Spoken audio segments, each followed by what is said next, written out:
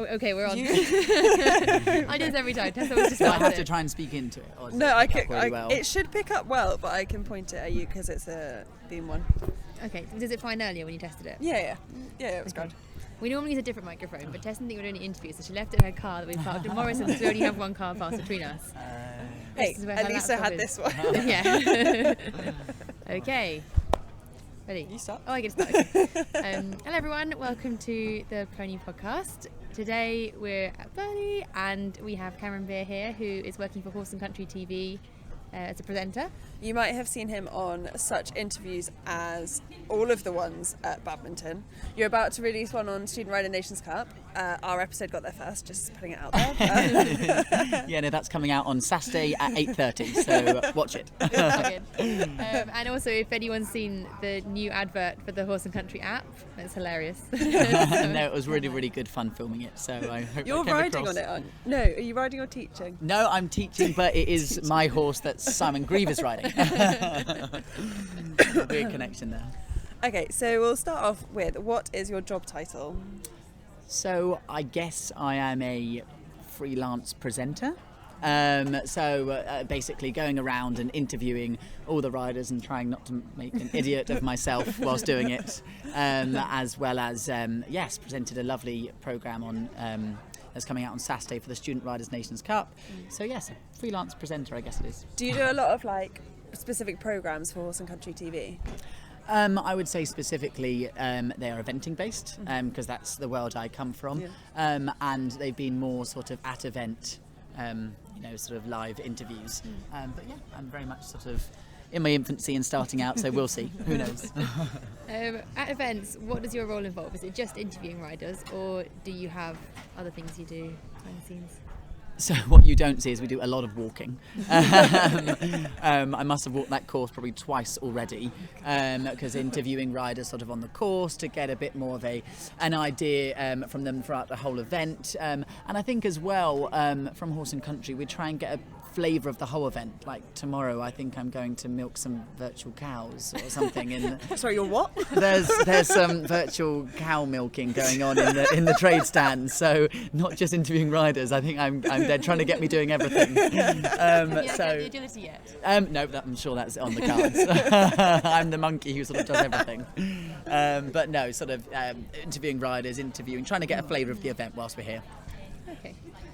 How many events have you done this year for them so far? So I did badminton, that was my first one. I'm here at Burghley. I'd start in the deep end. I know, I was like, oh my goodness, biggest event in the world. But no, it was such fun. And actually doing that made me go, oh my goodness, yeah, I really want to do more of this. So I'm now doing Burghley. They involved me in a lovely advert they had going on, and then I did the Student Riders Nations Cup. So I guess 3 proper events and an advert. So yes. Cool. Which one was your favourite? Well, badminton was the first one, and badminton is much more local to me than Burghley. So that was really, really exciting. I've been there every single year since I was probably about 2. Sort of dragged along by my mum. That must have been so special.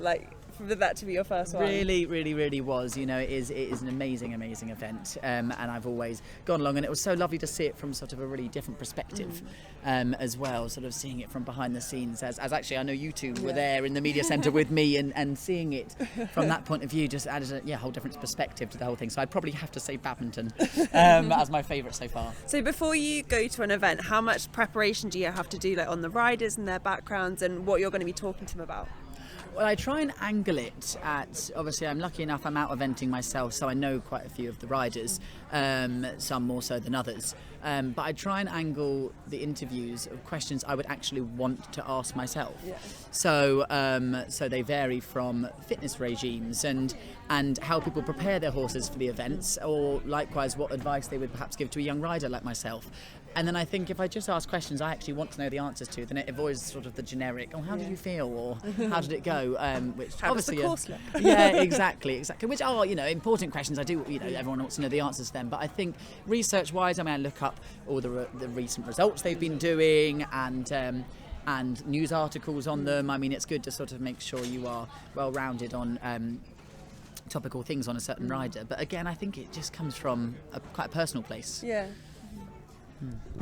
You said you're quite new to this. Badminton was your first one. How much help have you been given with dealing with being in front of the camera and how you approach riders to interview them? So, as I said, we're rather thrown in at the deep end at badminton, but the lovely Jenny Rudel, who does a lot with Horse and Country, she came along on the first day of badminton and sort of gave us a bit of a masterclass. She'd sort of tell us what to do and then look at the camera and literally just do one take herself, and you're like, how do you do this? So she gave us a bit of help there. Otherwise, actually, it's very much sort of free reign, and I've worked with lovely cameramen and production teams who have done this a lot longer than I have, and they'll often say, actually, if you stood there, or, try not to speak over someone, make sure you do actually put the mic in the other person's face when they're talking, silly things that you just forget when you're trying to think of questions, and yeah, so no, a good amount of help, but again, sort of free reign, ask what you want. So when you're interviewing people, how do you try and make riders feel more relaxed when you're talking to them, especially if they're first timers at a big event like this? I think one of the main things is just trying to be as relaxed as you can. I know they are famous riders and everything, but you yourself, if you go off a relaxed vibe, I end up smiling far too much. I'm a bit of a smiley person, I'm a bit of a giggler, and I think that sort of helps put people at ease anyway. Don't take yourself too seriously. Yeah. You've got to remember as well, people are doing this because they love it and they want to talk about their horse. So if you're just as passionate as they are, then they're going to want to, flip it the other way round. I love eventing myself, and if someone asked me about my horse, oh my goodness, I could talk for days. So I think it is just coming across passionately. I think that probably helps with the asking questions that you would want to know the answers for. It just stops it feeling rehearsed and forced, and I guess it makes them feel more relaxed that you're actually interested and not just reading from a card. Yeah, no, I totally think so, and I think it's also about listening. I think that's one of the key things I've learnt as well. Yes, you can have sort of planned questions that you really want to ask a certain rider, but sometimes they'll just start talking about something and you really also want to know more about. And I think it's then important. I was rubbish at this at the start because I was too busy trying to think about, oh my goodness, I've got a camera, I've got a microphone, I've got questions. But then, as you get used to it, you're actually starting to really listen and just have a conversation with that person. And then you can go off of that, which again I think makes them feel more relaxed and not like it's a staged interview as such. So you said you event yourself. Yes. What is your background with horses? So I'm lucky my mum's always ridden, so I was sort of dragged along to events. She never forced me to. It was sort of either come with me or stay at home. So I've been riding since I probably could even walk.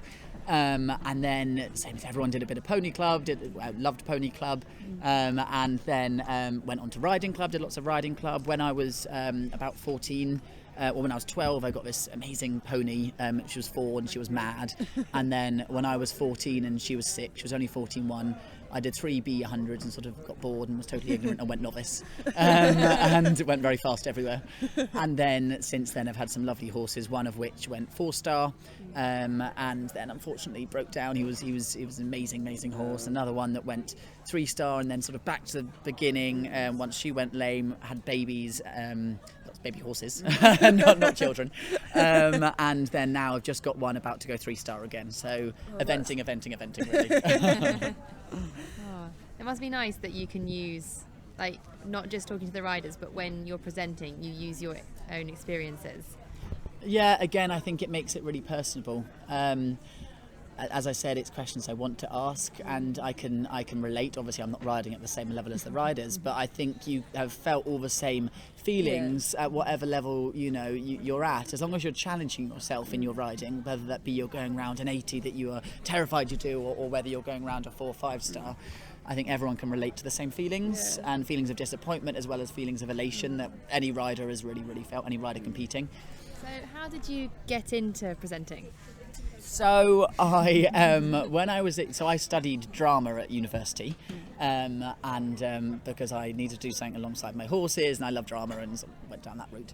And then a friend of mine at uni, it was a friend's mum, she used to work for a TV company, and we said, oh, it'd be so good to put on a show about young riders, and and that's still sort of in the pipeline. And then we sort of got in talks with Horse and Country about it, and then they found out when we were chatting that my mum was actually going to do the grassroots at Badminton this year, which she did, which didn't go very well, but but it was great to be there. I was about to ask how she did. No, it wasn't her event. But anyway, so I told them that she was competing there, and you know, I've always evented all my life, and I studied drama, and they said, oh, do you want to come and do this at Badminton? And I was like, oh my goodness, that was not something I planned. How quickly did you say yes? It was quite immediate. I mean, it took a thought of going, oh, so shall I drive there now? Yeah. I was like, I booked my plane. But no, it was again something I hadn't planned. Yeah. It was not like I went looking for it, and I think that's often how great things happen. It is just, you know, chatting to people and just again being passionate about something. I'm a bit of an eventing geek, you know. I sort of God, you and Alex both. But it's one of those things. Even when I was doing pony trials, I would know every single pony and sort of what it had done in the past, and so I think again I've sort of just fallen into it because I love eventing. I remember talking to you about around New Year, and you were talking about the programme, and you were saying, yeah, what I want to do is I want to be the next Claire Balding. And then the next time I see you, you're presenting at Badminton. I was like, that was quick. Claire Balding has always been a massive icon of mine. Even since when I was probably about 10 years old, I was like, Claire Balding. So that, I mean, dreams may come true one day. So now we're going on to the questions that we ask everyone. Oh, that's very scary. So don't worry, you're in good company. What's one thing you couldn't live without? Oh, one thing I couldn't live without. Definitely sleep. I describe myself as a lazy, busy person. So I'm a lazy person living. Relatable. Yes, I'm very much a lazy person living in a busy lifestyle. You are not a lazy person. Don't say anything. I need sleep. I just don't have time to sleep. Alex has been walking around today pretending that she's okay with not doing anything today, and she's doing a great job of pretending. But it just sneaks out every now and again. Where she'll be like, I've just got to send this email, and you're like, oh yeah, I couldn't wait 10 minutes, could it? Oh god, no, I'm very much, I can nap anywhere. I'm used to at home having to wake up at 6:30 and go to bed at goodness knows what time, but actually if I have a day off I can sleep all day. I really can. I'm not one of these people that has to wake up at a certain time. Oh, thank God. I feel slightly outnumbered on this table. So probably sleep's the answer. What is one thing that you wish you had learned sooner? I wish I had learned dressage sooner. I sort of loved jumping as a kid and sort of went, oh, who cares about dressage? And then probably wasn't until I was about 18 where I went, oh, it's actually quite an important phase, isn't it? But that's a horsey thing I wish I'd learnt sooner. Otherwise, I'd probably wish I'd learnt to dance sooner, so I don't look like such an idiot on nights out. When I'm out with my friends. Life skills. Yeah, exactly. I think dancing is a key thing to have, and I think it teaches you coordination as well. And I think did they not cover that as part of your drama degree? Some form of stage skills? Yeah, they tried to. It just wasn't for me. I'm born with 2 left feet, so. You learned it sooner. Does that mean you've been taking secret salsa classes or something? Oh, maybe I have. The tango's for me. Just not passing comment. Moving on. And our final question, which is one of my favourites: do you think talent is real, and how much effect does it have on an individual's success, whether within the sport or careers? Or that's very interesting. So I don't necessarily believe it's talent. I believe it's personality and frame of mind, because I think if you put a top athlete in a sport from, say, eventing or dressage, and from the word go they started doing a different sport, they probably would get to the top in that. So they're talented in the way that they are competitive and they have the right frame of mind to want to win. So I think talent is whatever. I mean, people have different body shapes. People have, with running, for example, people can be born with short tendons and things like that, which does help. But I think in general, talent is frame of mind. And what was the second part of that question? Sorry. How much effect does it have on an individual's success? So again, if I believe that talent is more of a frame of mind, then I think that has a huge aspect. But I think that again can be trained. There's someone that's very, very competitive has to also learn to breathe when things are going not their way. Exactly. So I think that has to be trained in itself. And likewise, you can train someone to be more competitive and have that frame of mind, and then all of a sudden everyone goes, oh, they're talented at something, you know. So it's, people say, oh, they're talented even though they came to it late in life. No, they probably just developed their personality later in life, and to be competitive but also be self-assured. I think people interchange talented and good Yes. really easily. Yes, I think you're totally right. And I think people do rely on talent as well, but again, no, I think it's a very interchangeable thing. And you look at some riders, you know, who perhaps technically aren't the best rider in the world, but because they have that frame of mind, they can still win. And you're looking at this from a horse point of view, but you can look at that in any sport. You know, you can look at people who run in a sort of non-conventional way, but, you know, does that make them talented that they win or not? Again, that comes down to their frame of mind. Having gone through ponies and like the kind of youth programs, do you think a lot of the people who start at ponies are very talented, and then as they filter through, more and more of them have the other stuff? Or I would say people doing ponies are very brave. I would say in general. I think yes, they have to be talented and have that right frame of mind, but I think mainly at that age it's about bravery, because, you know, from doing it, coming into, you know, a 2-star, as it's now called, cross-country course on a 14-1 pony, you've got to be slightly bonkers. I had a 14-hand pony, and we didn't get to novice until it was the year in which I turned 17, so I was too old. But I definitely absolutely nowhere near had that bravery until I was just that year too old. Yes. No, I think again it's very dependent on what you've ridden. From the word go, I mean, I used to ride little Shetland ponies who were so naughty but safe as anything, you know, safe in the sense they would never do anything awful, but you have to ride them, you know, and you have to really kick. They're not doing anything unless you've asked properly. Exactly. And I grew up with them, which I think then makes you quite brave and sort of a bit, you know, oh, come on, get on with it. Yeah, exactly. And again, you know, I sort of did more of that than going down sort of a showing route when I was younger, or saying, you know, not that that's a bad thing, look at the likes of Laura Collett. So many people have come through working hard to ponies. Yes, exactly. So no, I think yeah. So ponies is about being brave, and then as you go on, then you have to hone your technique. You know, but I think, you know, when you're younger, the main thing. I talked to Jonquil Hemming a lot about this, the pony coach. And she says it's all about enjoying the sport, you know, enjoying the sport, keeping your bravery up, and regardless of whether you're winning or not, you're in it for a marathon, not for a sprint.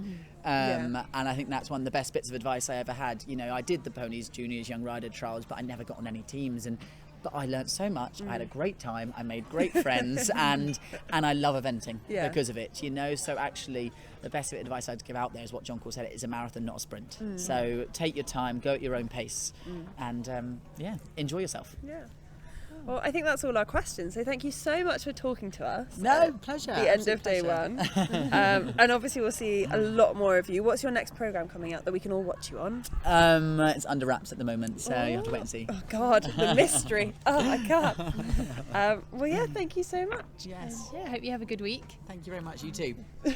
All right. And you guys can all obviously follow us on Instagram, which hopefully you already do, at The Pony Podcast. On Facebook at The Pony Podcast. If you have any topics you want us to talk about, you can email us at theponypod@gmail.com, and like, rate and subscribe, all of that, and that's it. All right. And if you want to find out more about what Cameron's up to, you can check out the Horse and Country Facebook page and their Instagram, and I'm sure there's some videos and Instagram stories going up there. All right. Bye. Bye.